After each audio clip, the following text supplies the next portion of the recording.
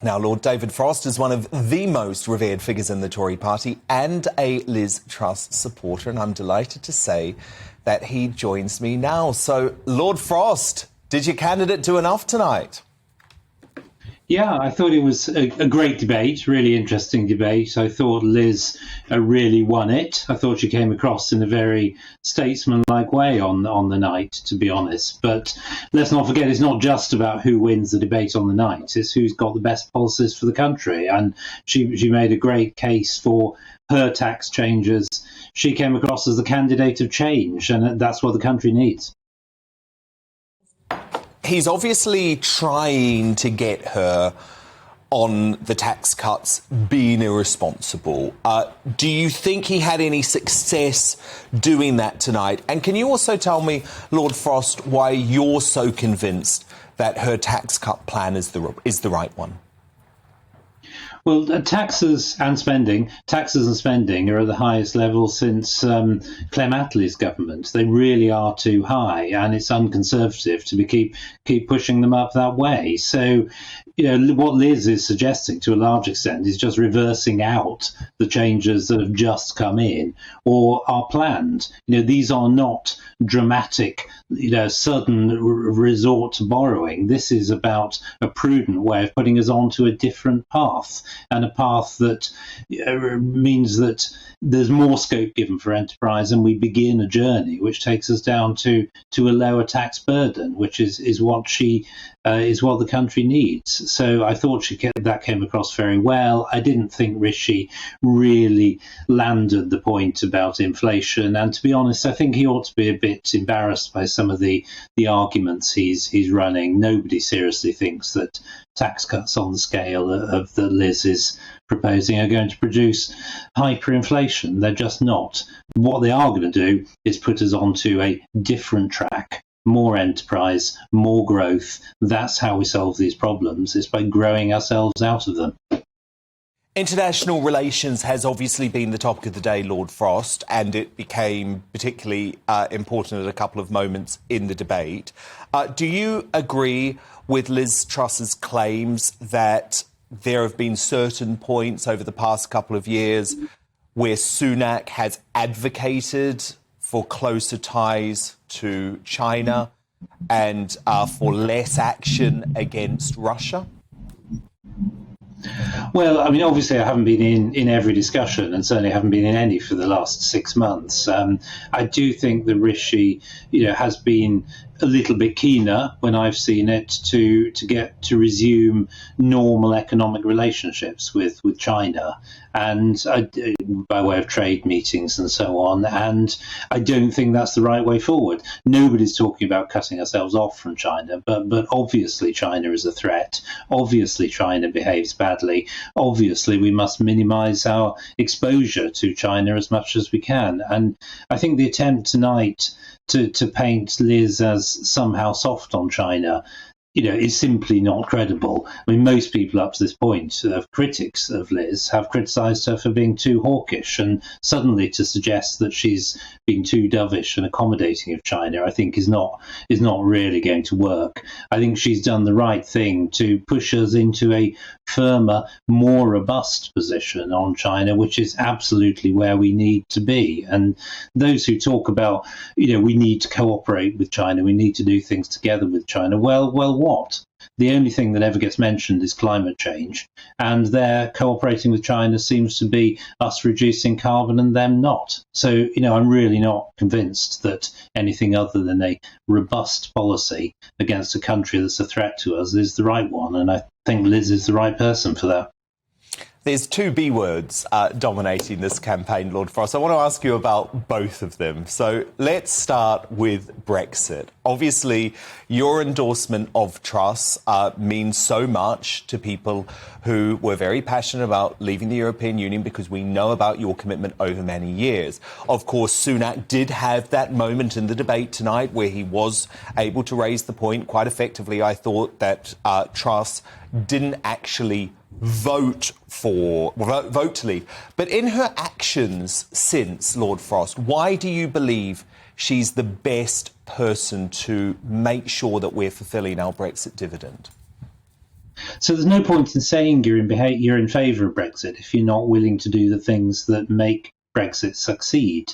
And that means change, it means divergence, it means doing things differently in a radical way from the European Union. And I think Liz showed she got that early on. She's done much more on the trade agenda than many people thought was possible. And she understands, as she said in the debate tonight, that we need a different economic path. We need to do things differently. We need to take risks. We need to go into a different direction. And that is what we're going to need to do to succeed. We can't succeed economically by doing exactly the same things as the European Union. We've got to liberalise, we've got to free up, we've got to reduce regulation, reduce taxes, get onto a different path. And whatever happened in 2016 is one thing. The important thing is what happens now, who has got the best prescription for us to succeed. And there I think Liz gets it. Do you think she should be bold and actually say we need to leave the European Court of Human Rights? Well, I think she's got it right at the moment. I think the ECHR is of quite strong symbolic value and is important across Europe. If we can remove some of the constraints that have been imposed in recent years through the new British Bill of Rights and so on, then I think that is worth trying. But she doesn't exclude, I think, going further if it comes to it. And, it may very well come to it. The other B word, Lord Frost, is, of course, Boris, and he did, not surprisingly, come up in the debate tonight. I think Truss has played this perfectly, actually, because, as you well know, the party are very concerned about the fact that there were senior ministers like Sunak who didn't do what you did. I mean, you were very honest back in December. You weren't happy with the direction of the government and you quit. But there were folk like Sunak who stayed in the party, who were registering websites and who were not really focused on the business of government. They were more focused on destabilising the Premiership. Where do you stand in terms of the Truss loyalty to the Boris Johnson legacy?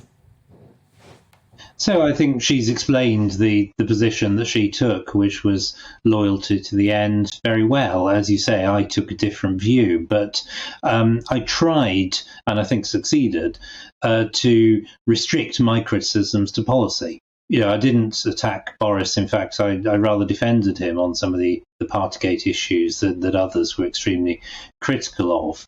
And I think it was only right at the end that it was clear it was impossible for him to survive. So I absolutely empathise with and understand why Liz took the position she did. She thought it was best to keep pushing from the inside, and I took a different approach to it. But I think in the end it became impossible for him to stay, and it's a tragedy in the true sense. A great man brought down by his flaws, but it happens, and that's where we are. Are you concerned about the division in the party, Lord Frost? There's obviously this grassroots campaign for a Boris ballot. There's over 10,000 signatures from Tory members already. Now Lord Cruddas has given a really sensational interview to the Daily Telegraph's Christopher Hope, revealing his private conversations with Boris Johnson at a lunch at Chequers on Friday, where Boris made absolutely clear his desire to continue as Prime Minister and to lead the Conservative Party at the next election. How does the Tory party deal with a Boris that doesn't seem prepared, some would say, quite rightly doesn't seem prepared to let go of power, or at least let go of his future political ambition?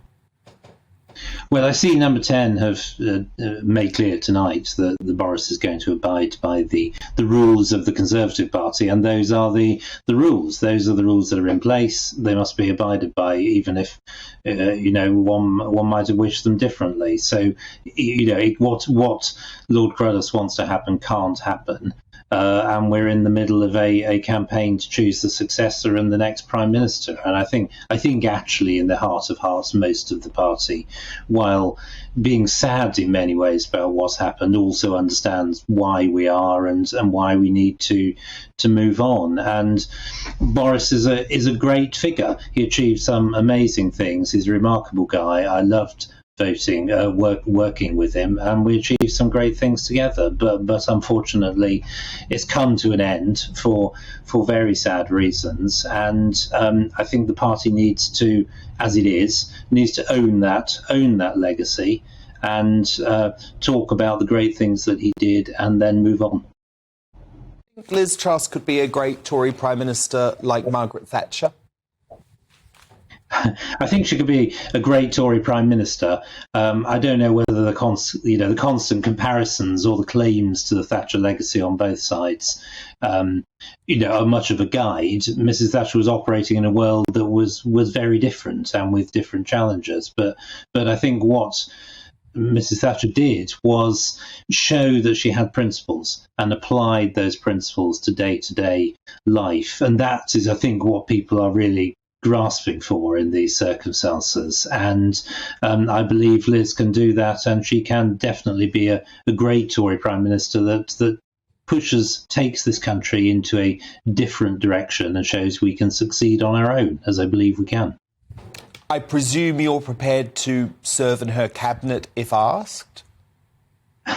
Well, that's for Liz. If she succeeds in this campaign, as I hope she does, we will cross that bridge when we come to it.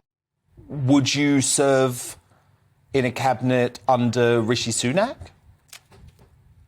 So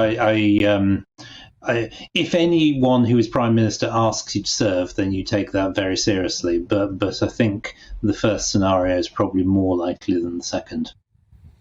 Great to speak to you. That was former Chief Brexit negotiator, Lord David Frost. Thank you very much.